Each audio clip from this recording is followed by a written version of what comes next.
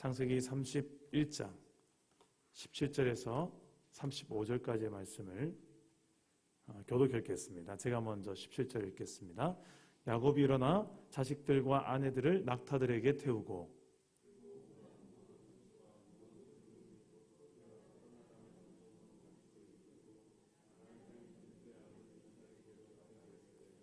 그때에 라반이 양털을 깎으러 갔으므로 라헬은 그의 아버지의 드라빔을 도둑질하고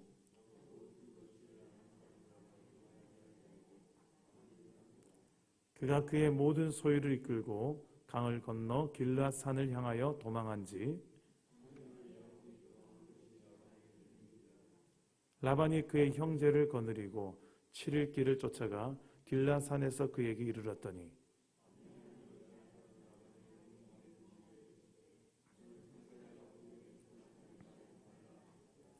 라반이 야곱을 뒤쫓아 이르렀으니 야곱이 그 산에 장막을 친지라. 라반이 그 형제와 더불어 길르앗 산에 장막을 치고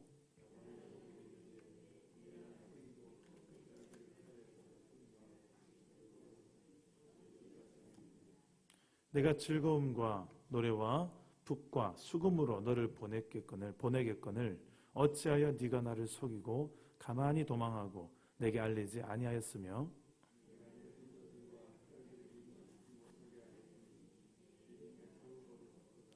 너를 해할 만한 능력이 내 손에 있으나 너희 아버지의 하나님이 어젯밤에 내게 말씀하시기를 너는 삼가 야곱에게 선악간에 말하지 말라 하셨느니라.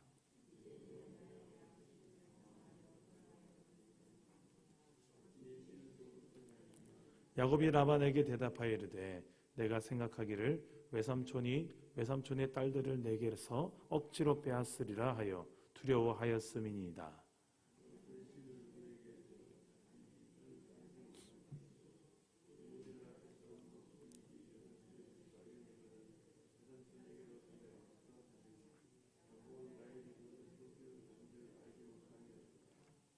라반이 야곱의 장막에 들어가고 레아의 장막에 들어가고 두 여종의 장막에 들어갔으나 찾지 못하고 레아의 장막에서 나와 라헬의 장막에 들어가매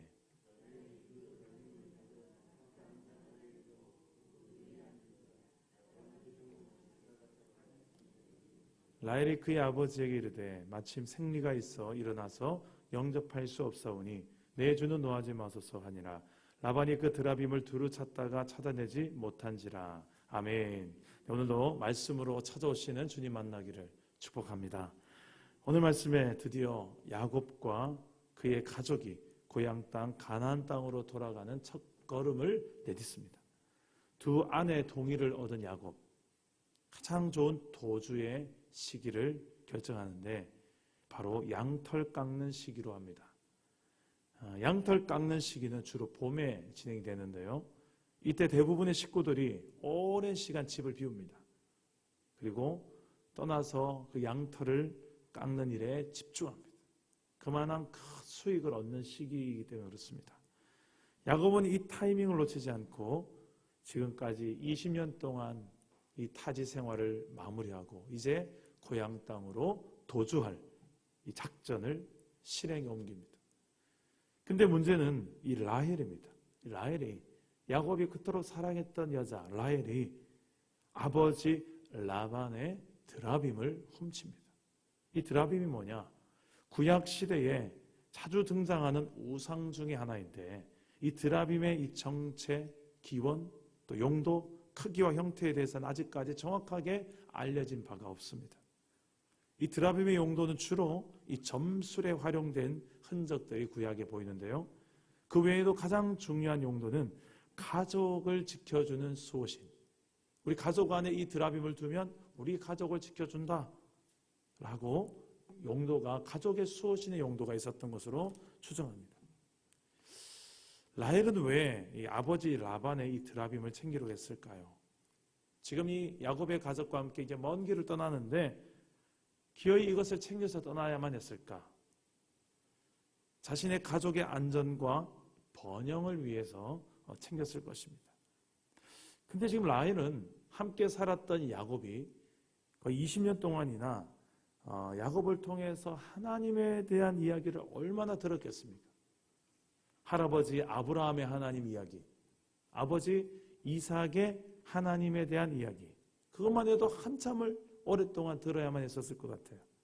마지막 자신의 하나님 야곱의 하나님에 대한 이야기만 해도 구구절절했을 텐데, 그 많은 하나님의 이야기를 듣고 야곱과 함께 이제 베델로 올라갑니다. 베델로 가라는 그 하나님께로 다시 나아가잖아요. 그 하나님께로 나아가면서도 어떻게 드라빔을 챙겨서 갈 수 있었을까? 이런 생각을 우리가 하게 되지 않습니까?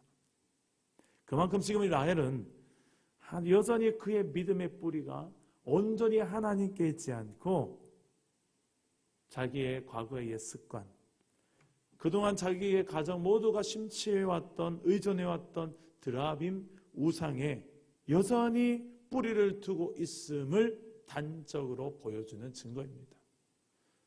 정말 중요한 순간에 우리가 무엇을 붙드느냐, 정말 중요한 순간에 우리가 무엇을 붙드느냐, 이게 참 중요합니다. 여러분들은 위기 순간에 무엇을 붙듭니까? 정말 하나님입니까? 아니면 이 순간만큼은 하나님 잠시만요, 이 위기 넘기고 다시 하나님 찾을게요 하고 갓바위로 올라가십니까?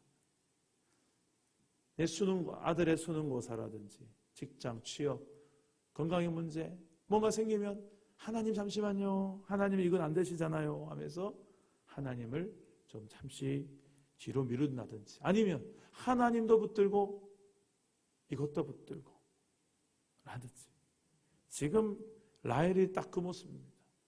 야곱의 하나님도 좋고 하지만 우리 가족이 지금까지 믿고 의존해왔던 드라빔을 포기할 수가 없는 것입니다. 오늘날 우리의 모습 속에 이런 모습이 있지 않습니까? 하나님도 주인이지만 돈도 주인이고 명예, 권력, 쾌락, 이런 세상에 내가 양보할 수 없는 영역들, 하나님 이런 것들 이것만큼은 안 됩니다 하는 영역들이 주인 대신 하나님의 영역을 아직도 여전히 함께 동등한 수준에 두고 살아가고 있는 모습은 없지 않습니까? 하나님 외에 다른 신, 그 어떤 드라빔도, 그 어떤 가치 있는 것도, 그 어떤 내 인생의 매력적인 것도 하나님의 그 자리에 둘 수 없는, 하나님과는 비교할 수 없는, 하나님 외에 다른 신을 두지 않고 그것을 신앙하지 않는 저와 여러분이 될 수 있기를 축복합니다. 야곱이 도주한 지 3일이 지났습니다. 3일이 지났어야 외삼촌 라반이 깨닫습니다. 아, 도주했구나. 그리고 라반은 추격합니다. 근데 이 추격하는 가장 중요한 이유가 이들을 잡아서 괘씸해서 어떻게 해치우려고 하는 것도 있지만 더 중요한 핵심은 드라빔에 있습니다.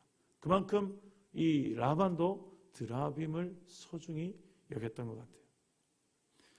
근데 이 중간에 도주하는 가운데 하나님께서 이 라반을 제지합니다. 우리 24절 말씀을 보시면 밤에 하나님이 아람 사람 라반에게 현몽하여 이르시되 너는 삼가 야곱에게 선악간에 말하지 말라 하셨더라.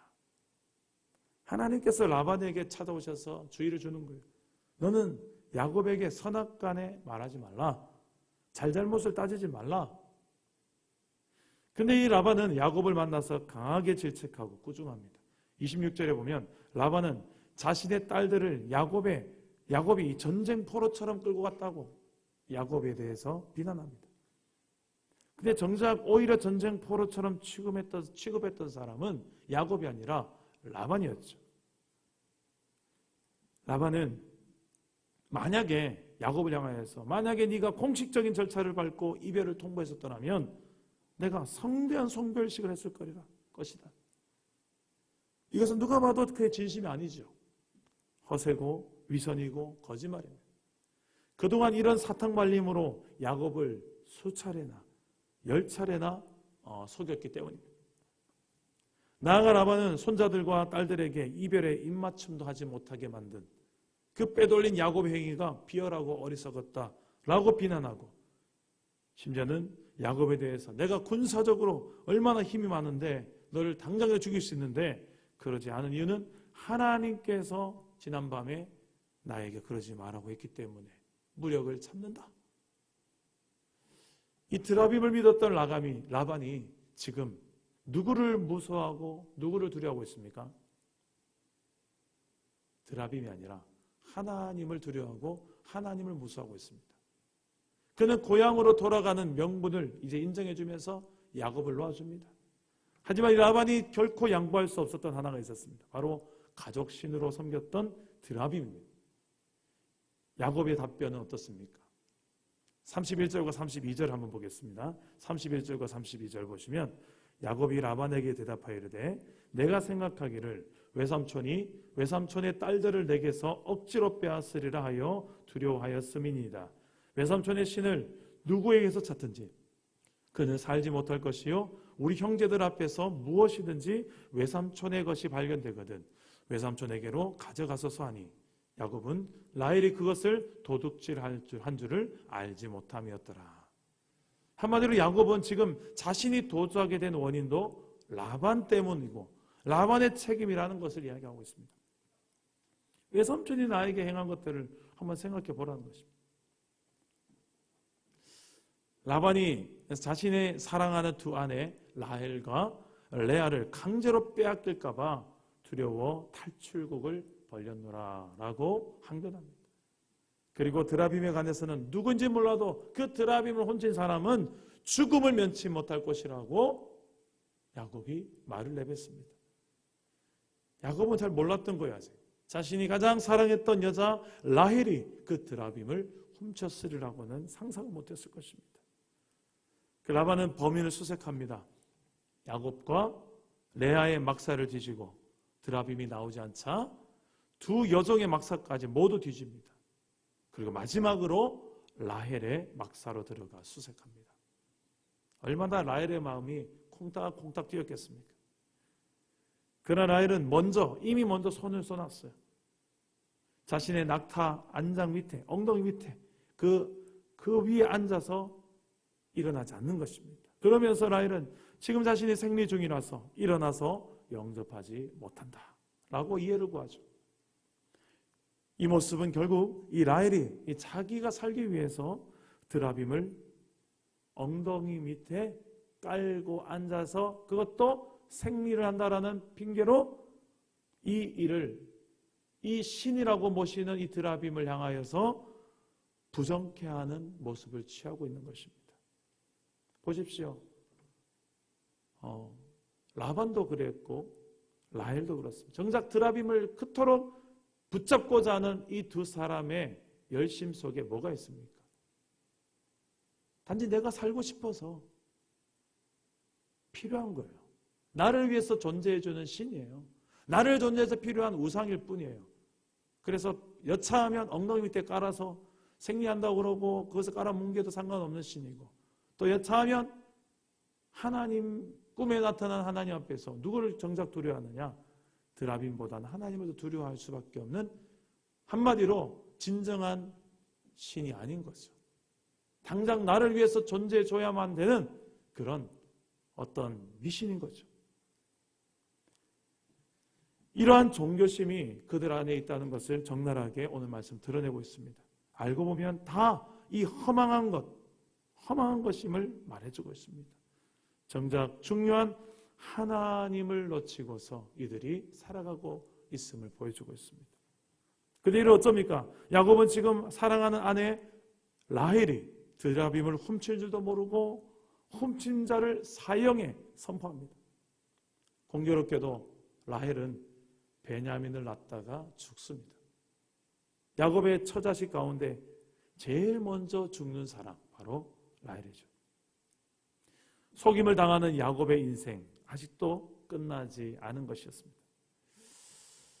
오늘 말씀에서 이 하나님은 라반을 찾아오셔서 야곱을 향한 무력을 차단해 주셨습니다. 하나님은 이처럼 야곱이 찾지 않는 상황에서도 찾아오셔서 위기를 극복하게 해주시는 분이십니다. 반대로 이 라반이 믿었던 신 드라빔은 찾아도 찾아내기 힘든 신입니다. 오히려 드라빔을 훔쳐서 엉덩이 및 나귀 안장 밑에 깔려있는 신세, 이게 바로 그들이 믿고 그토록 의존했던 우상의 현실입니다. 결국 드라빔은 자신의 실체를 드러낼 수도 없는 허망한 존재임을 입증하는 장면이 되는 거죠. 우리의 인생을 지키고 이끄시며 또 도우시는 분은 다른 어떤 우상도 아니라 오직 여호와 하나님 한 분뿐임을 믿을 수 있기를 축복합니다. 이 새벽에 그 하나님의 축복의 약속들을 붙들고 기도할 때에 하나님은 야곱의 인생에서와 같이 앞장서서 인도하시기도 하시고 때로는 뒤에서 수많은 위기들을 극복하시도록 뒤에서도 오시는 나의 등 뒤에 계시며 나의 앞에도 계시는 그 하나님 되신 믿고 의탁하며 이 험난한 이 시대 오늘 하루를 승리하시기를 주 예수의 이름으로 축복합니다.